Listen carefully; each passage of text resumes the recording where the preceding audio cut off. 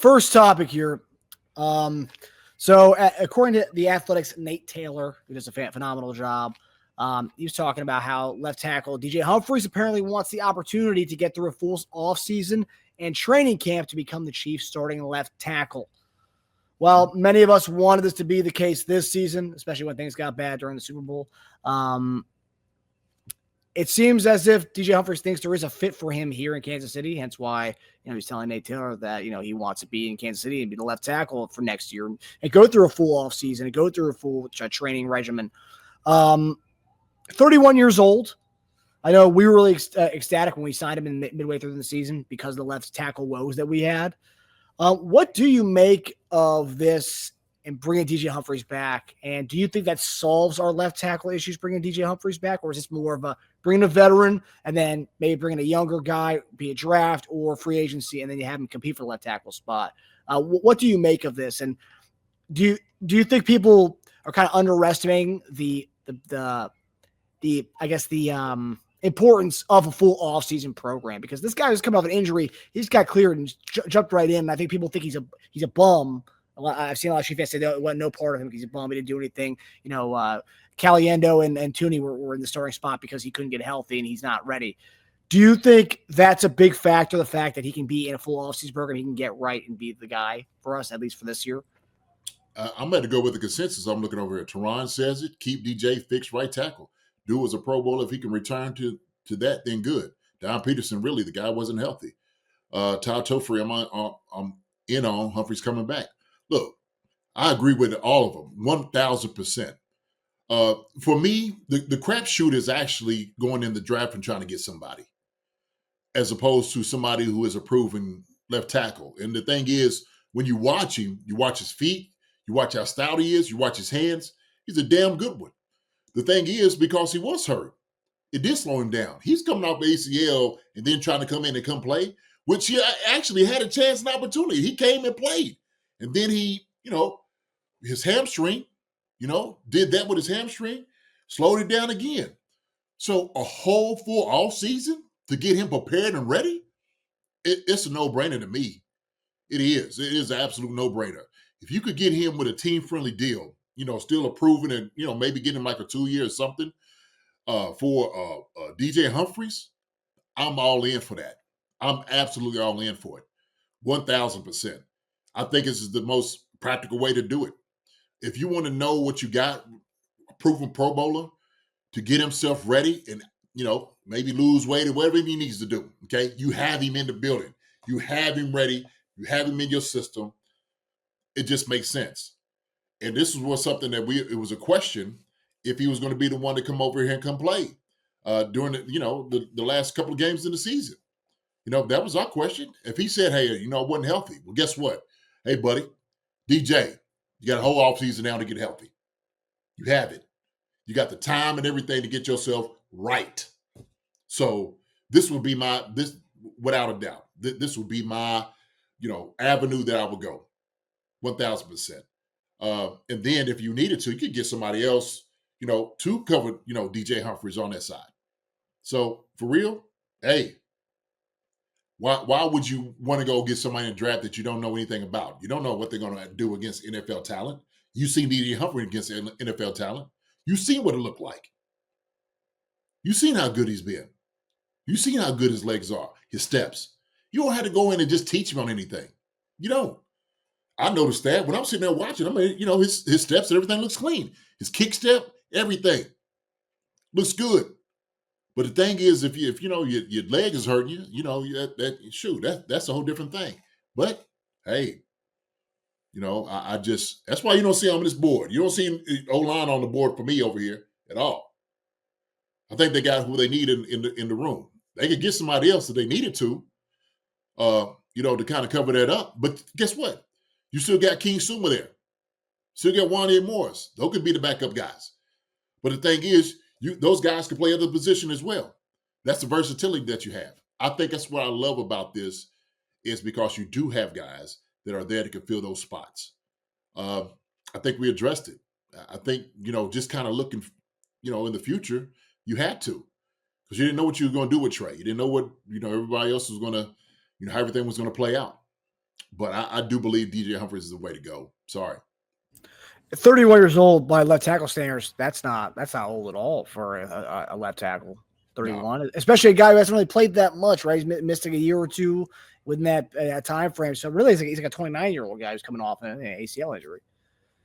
Let me ask you that. I've seen, like I kind of mentioned in introducing the topic, seen a lot of fans kind of scoff at the idea of, oh yeah, hey, a full offseason is really going to help you, buddy. You can't even stay healthy. Talk about the importance of that, being under being under a team for a full offseason, getting to the program, going through the weights, the training camp, the mini camp, all that stuff. How important is that, especially for a guy who's potentially be the starting left tackle of the team? How important is that? And especially when a guy just gets thrown in the middle of the season, weeks 8 or whenever we got him. I could speak personally about it. It was one of the reasons I sat out the year 99 from a knee injury. And I knew if I went back there, if I went back in, and my knee wasn't right, I probably would have been out of the league, Marcus. Probably wouldn't have had an 11-year career.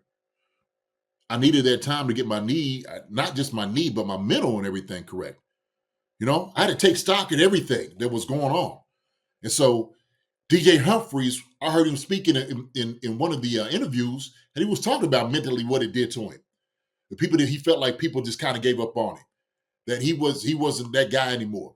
It's almost the same thing like D-Hop was sitting there saying, like, man, people just throwing me around like I was trash.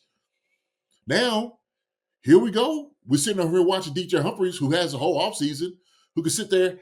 I could prove all the doubters wrong. I got a guy, I could go in, take care of my knee, get everything where I need to get them to.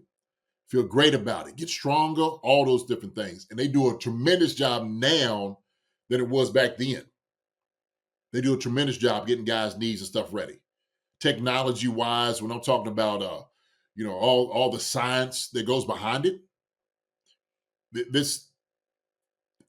I'm telling you what, this is the right move. I would love to have a DJ Humphries here. No question about it, that he stays here and keep him here for at least a long term, at least a couple of years, at the very least. And I will say it also, and I'm curious to hear your opinion on this. It also speaks to, I know some fans may see, Humphries is slighted that he may have not played at all, but obviously he obviously respects the team for what they did, because they didn't throw him in. If he wasn't healthy, he wasn't healthy, and that's maybe the reason why they never threw him back in there. And obviously Humphries respects that, because now he's like, look, I want to come back here. Obviously, hopefully the price is pretty amicable, a decent deal for both sides. But the fact that he wants to come back to Kansas City, I think it says a lot about the vibes and kind of the relationship between him and the team, especially if we weren't trying to rush him back into a guy who's hurt hamstring, hurt knee. We're just trying to get, we need you. We want to keep Tony at left guard. We want you in there. And obviously it shows that he definitely respects how the team kind of handle his situation. Absolutely. Absolutely. It's important. It's important to have a home. And if it's his home for him, he knows that he could take a breath and just, and just relax and said, I'm here. Hey, brother, that does tremendous things therapeutically for your mind and just your spirit. Physically, it helps him out. And so also, too, for the guys that know he's going to be here, Patrick helps him out, whole offensive line.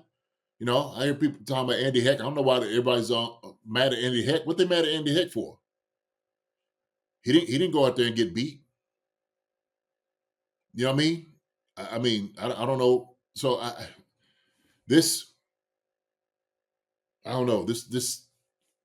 misguided rage in certain things and certain people, to me, I'm not really understanding. Like you said, DJ Humphries, it's not his fault. He didn't get he didn't play. That was their decision to do that. So maybe if he's saying that, hey man, I wasn't really prepared. Now he's got it. Guess what? You got the time now. You got it. And the thing is, if all of a sudden it doesn't look good, you still got time to get another guy here. You do. So we just got to put things in perspective. And I think right now, because we are lost in as bad as it looked out there, everybody's just like, oh my God, oh shoot, we need it. Okay. All right. We'll see. I mean, look, he was a Pro Bowler. The same sentiment we had when we first picked him up. It was a guy who came off a Pro Bowl season a couple of years ago, not that long ago, and we brought him in. He was coming off an injury, and now he's back to being healthy. And he wants to be with the team for a long period of time before he can actually get in the game. Instead of signing him on Tuesday and then the next Sunday, hey, you're going against Khalil Mack and Joey Bosa. Okay, great. And then he get hurt in the second quarter of that game. But you know what? When he went in, he didn't blink an eye. He didn't blink. That's a good. You know why? Because he's been there before. Oh, Joe. Yeah, I've had them guys before. Yeah, sure. Throw me in. I'm good. So you get injured. That's one thing. It's a joker that's had shaky knees that hadn't seen him before, right? Like nothing against King Suma, man, but he just wasn't ready. And we had such a small sample size. Everybody kept saying, "Oh man, it's Willie Rowe." I said, "Oh man, hold your horses. Stop. Don't do that. Don't do that to that man by sitting there saying stuff like that. You sitting there talking about somebody that you ain't gonna get that type of guy out there. That's a rare breed of people like a Willie Rowe. So my thing is, man, we didn't know. I mean, playing at BYU, who the people he's going against. Preseason, 1 or 2 reps or series. Come on, man. We want to be unrealistic with each other. I was sitting there saying like, hey man, look, I played a game. I done went against the best. I know how it is. It is a whole different transition, whole different thing altogether. So hope it makes it. Especially when he never played left tackle in college, and we were like, "Oh, we're gonna make him be our left tackle." It's like, whoa. I remember you were like, "Well, hold your horses here a little bit. Like, this is very interesting. We're gonna make him be their day one left tackle when he's never played it before." I mean, like from right to left. Hi, everybody. Thanks for watching. Subscribe here to get the latest from the show. Also, be sure to check out the best clips from Chief Concerns. And if you prefer to listen to the show, subscribe and follow us on Apple Podcasts, Spotify, and anywhere else you get your podcasts.